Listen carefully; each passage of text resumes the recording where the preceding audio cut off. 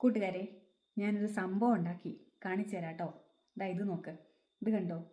ഇത് പംകിനാണ് കേട്ടോ. ഇതിങ്ങനെ നീളത്തിലുള്ള സ്പഗറ്റി പംകിനാണേ. അപ്പോൾ ഇതിനകത്ത് ചീസൊക്കെ ഇട്ട് ഉണ്ടാക്കിയതാണിത്.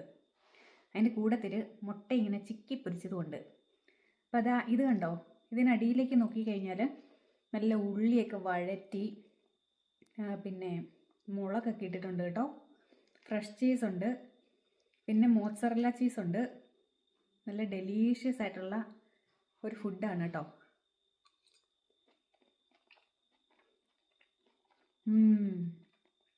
നല്ല ടേസ്റ്റ് ഉണ്ടേ. അതിൻ്റെ കൂട്ടത്തിൽ മുട്ട.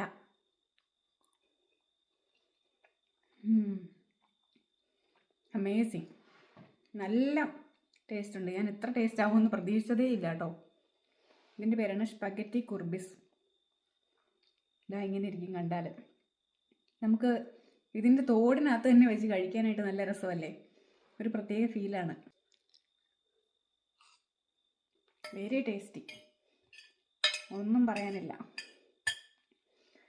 ഈ ക്യൂർബിസ് ഇവിടെ ക്യൂർബിസിൻ്റെ ഫെസ്റ്റിവൽ ഉണ്ടായിരുന്നല്ലോ, അന്ന് മേടിച്ചിട്ട് ഇതുവരെ ഉണ്ടാക്കാതെ വെച്ചേക്കുമായിരുന്നു.